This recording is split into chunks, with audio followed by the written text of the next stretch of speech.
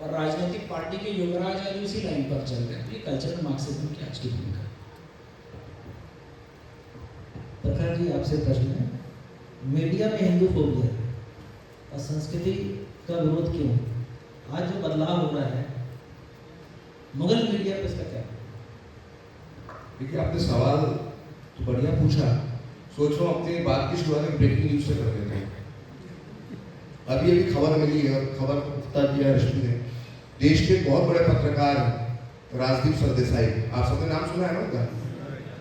उनकी पत्नी सागरिका घोष को तृणमूल कांग्रेस ममता बनर्जी की जो है उसने राज्यसभा का टिकट दे दिया, मतलब वो राज्यसभा सांसद बन जाएगी। ये है लाभार्थी मीडिया के, और यही लोग थे जो 3 दशक से मीडिया के अंदर हिंदू फोबिया जो है उसके लंबरदार थे। ये वही लोग थे जो हिंदुत्व के खिलाफ आइडियोलॉजी को तैयार करते थे। और देखिए किस तरह से लाभार्थी अभी बन के सामने आए आधे घंटे पहले, जब हम चर्चा कर रहे हैं इस मंच पर।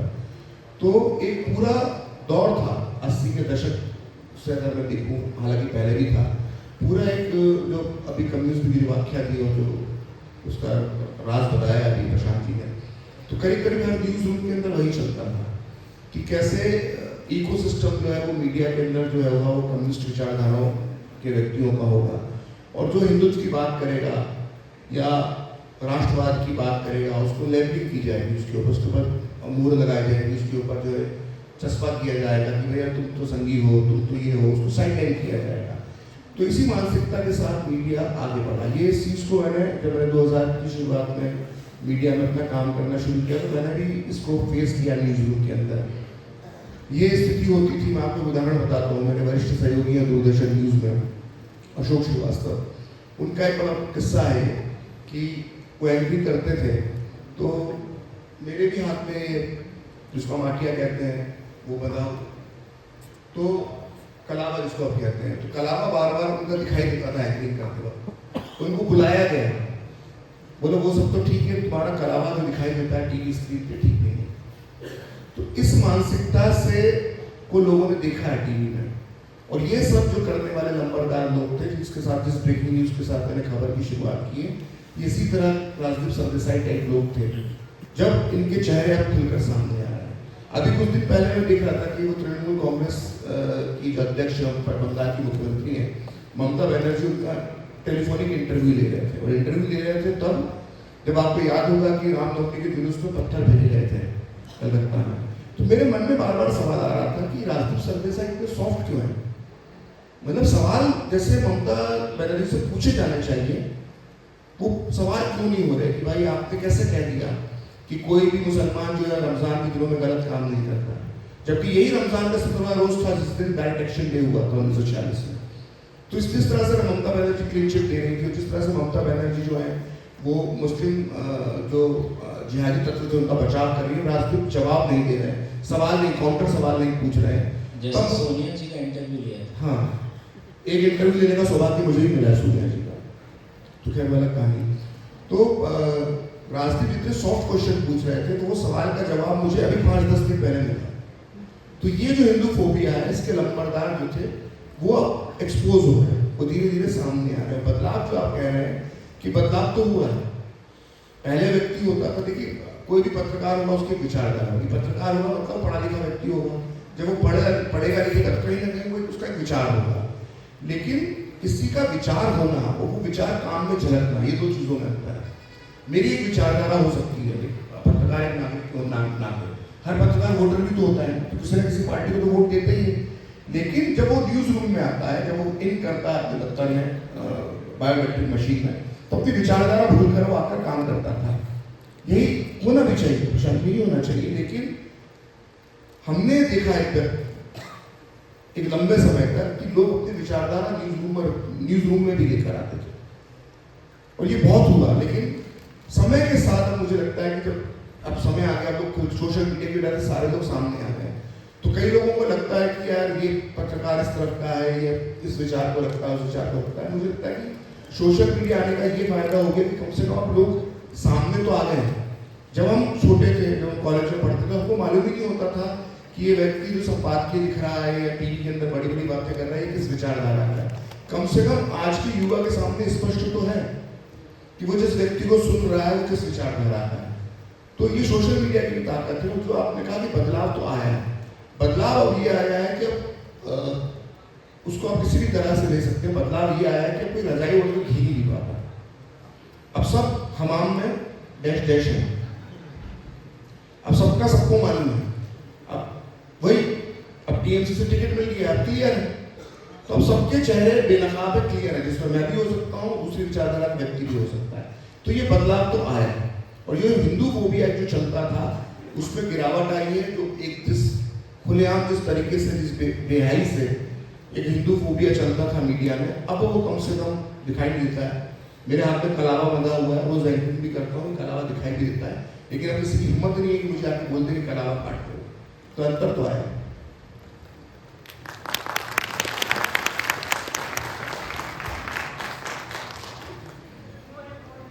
रश्मि जी, आमतौर पर लोग बोलते हैं कि हिंदू जो विचार है वो रूढ़िवादी विचार है।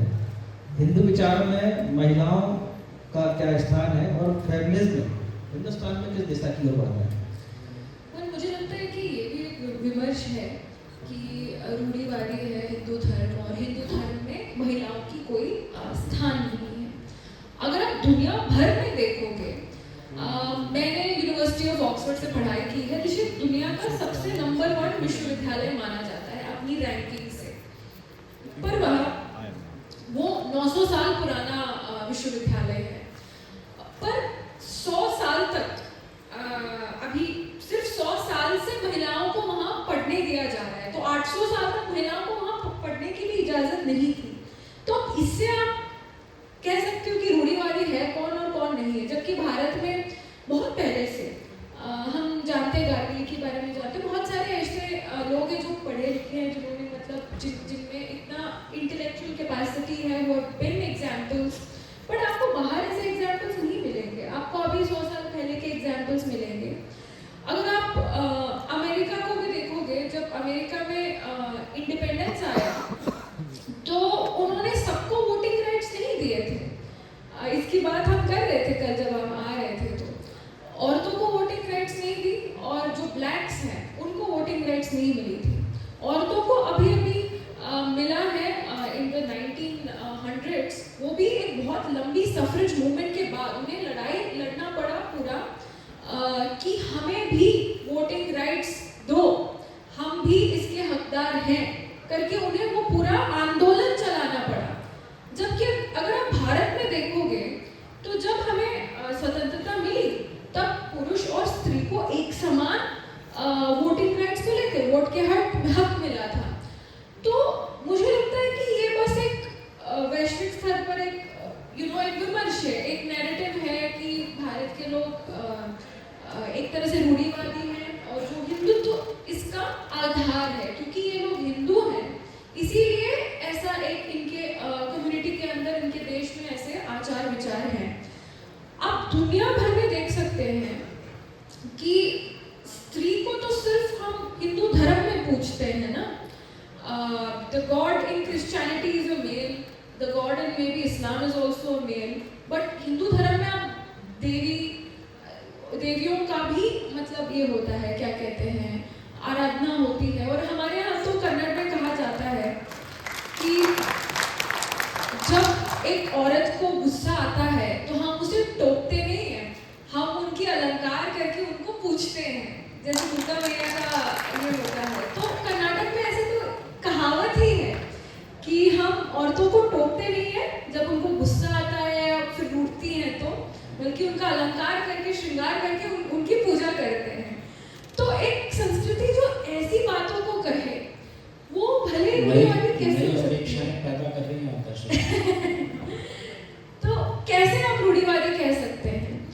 जो रूढ़िवाद आया, जो बैकवर्डनेस हमारे समाज में आया स्त्रियों को लेकर, वो तब आया जब भारत में इन्वेजन हुआ, जब मुगल साम्राज्य यहाँ पे उनकी एक तरह से चली और फिर जब कॉलोनाइजेशन हुआ तब रूढ़िवाद आया, क्योंकि हम अपने औरतों को उनकी बुरी नजरों से बचाना चाहते थे। तभी तो जो पर्दा का सिस्टम था वो तभी तो आया जब हम ये जान गए कि हमारी औरतें सेफ नहीं हैं और उन्हें एक मतलब पूरी नजर से ये इन्वेडर्स देख रहे हैं। तो जो भी रूढ़िवाद है वो हमने विश्व से लिया है।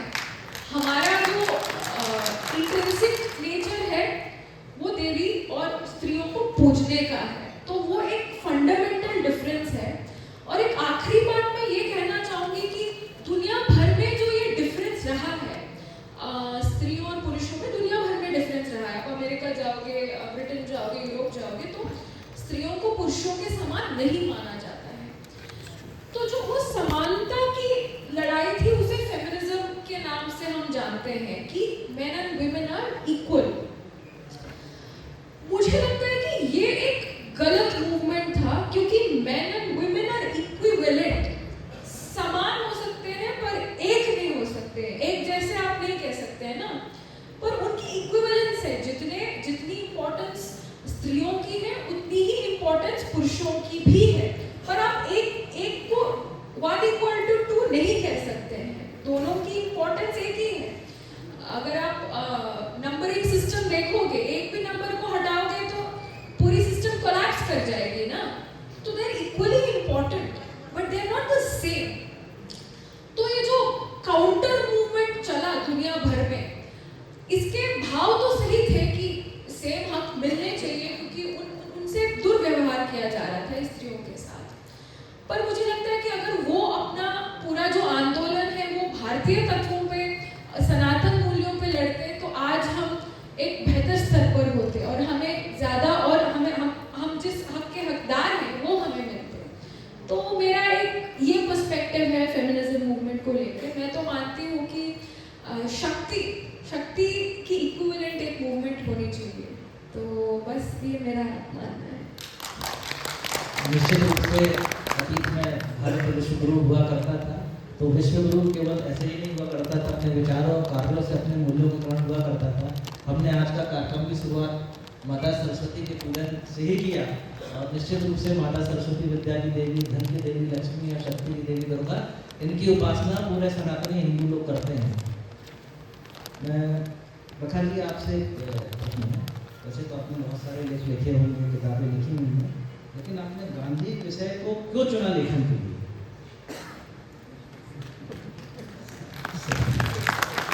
वैसे मैं सवाल का जवाब लास्ट वाले सेशन में दे चुका हूँ कि मैंने क्यों पुस्तक लिखी, क्यों विस्तार से मैंने इसका जवाब दे दिया था। तो फिर मैं अब जो बोलूँगा वो रिपीटेशन ही होगा। तो समय हम बचा लें अपने दर्शकों का तो ठीक रहेगा। कुछ और सवाल तो पूछ सकते हैं, ये जवाब मैं दे चुका हूँ। चलिए ऑडियंस की तरफ से कोई क्वेश्चन आ रहा है, इसके पहले मैं प्रशांत जी से प्रश्न करता हूँ। मेरा सवाल है, एक सवाल लोग एक मिनट, प्रशांत जी से प्रश्न है, इसके बाद फिर आप लोग बिल्कुल बताएंगे। गांधी जी की सफलताएं और असफलताएं, क्योंकि गांधी जी को जो दर्जा भारत में दिया फादर ऑफ नेशन, पितृपुरुष मानते हैं, तो उनकी आप असफलताएं और सफलताओं की शक्ति। एक आवश्यकता अपने समाज में है, या तो हम किसी व्यक्ति को पूरी तरह गलत मान लेते हैं या पूरी तरह सही मान लेते हैं। बड़े लोगों से भी गलतियां होती हैं, क्योंकि वह भी मनुष्य है। मैं गांधी जी की सफलताओं पर पहले चर्चा करूं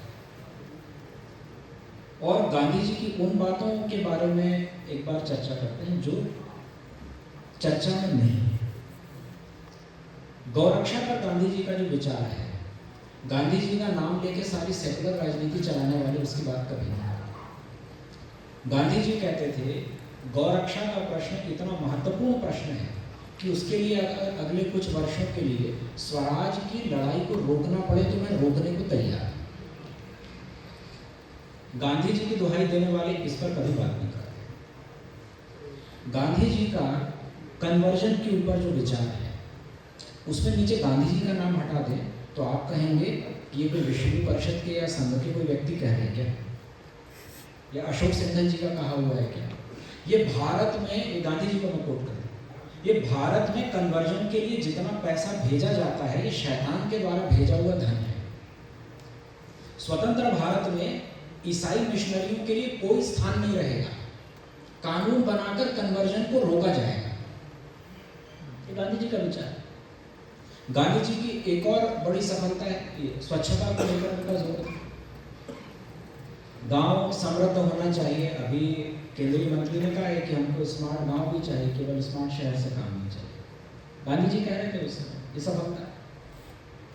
और एक और जो महत्वपूर्ण बात है, ये सच है जो सारी बातें महाराज प्रखर जी ने बताई विस्तार से, और अब तो इतना इस पर विषय आ रहा है, काफ़ी विद्वान लोग इस पर लिख रहे हैं कि हमको बिना खड़क बिना ढाल के आज़ादी नहीं मिली है। तो कोई बकवास है, कठोर शब्द में अगर हम, लेकिन चरखा चलाकर मेरे अंदर, ठीक है, हर व्यक्ति के अंदर इतना साहस नहीं है कि वह लड़ जाएगा, वह क्रांति करेगा, लेकिन मैं नमक बनाता हूँ या अपने घर में चरखा घुमाता हूँ और मेरे को ऐसा लगता है कि मैं देश के लिए कुछ कर रहा हूँ, रोज एक थॉट मन में आता है, एक संस्कार आता है। ये एक सफलता है। कैसे एक विचार को नीचे तक पहुँचा देना, जो व्यक्ति कुछ नहीं कर सकता उसको भी ये लग रहा है कि मैं देश के लिए कुछ कर रहा हूँ, ये सफलता है। असफलताओं की चर्चा विस्तार से प्रखर जी ने की और सारी बातें सत्य हैं। और उसमें एक और बात जो आती है, यानी बात तो मैं वही कह रहा हूँ, थोड़ा दूसरे शब्दों में कह रहा हूँ, कि जहाँ पर मुस्लिम अलगाववाद या मुस्लिम चरमपंथ की बात आती है, वहाँ पर गांधी असफल हो जाते, वहाँ पर वह तुष्टीकरण की किसी भी सीमा तक चले जाते हैं। और मैं महसूस करता हूँ कि हिंदू समाज की सामूहिक शक्ति पर उनका कोई विश्वास नहीं, कोई आत्मविश्वास हिंदू होने के नाते उनका नहीं दिखता। एक कांग्रेस लीडर के नाते वो बड़े आत्मविश्वास से, अति आत्मविश्वास से पूर्ण नहीं दिखते। वो अचानक बोलते हैं भारत छोड़ो आंदोलन शुरू करना, और आंदोलन शुरू हो जाता है, फिर असफल भी हो जाता है। चर्चा उसकी आई है। तो कई ऐसे जटिल प्रश्न हैं, पाकिस्तान के बारे में है, यह सारी उनकी असफलताएं हैं। और सभी जो हमारे इतिहास में बड़े लोग हुए हैं, आज भी हैं, दोनों पहलू से अब उनको देखने का समाज का स्वभाव विकसित होना चाहिए। निश्चित रूप से हर व्यक्ति के, हर विचार के दो पहलू होते हैं, और हम ये अच्छे पहलू के विषय में फादर ऑफ नेशन जी ने हम कहते हैं, उनके अच्छे पहलू के विषय में प्रशांत जी ने रखा। और हमें कह सकते हैं कि वर्तमान सरकार जो है देश में, वो गांधी जी के जो अच्छे विचार थे, जो समाज उपयोगी थे, राष्ट्र के लिए उपयोगी थे, इन विचारों को आत्मसात करते हुए काम कर रही है। अब आपकी तरफ से प्रश्न होंगे।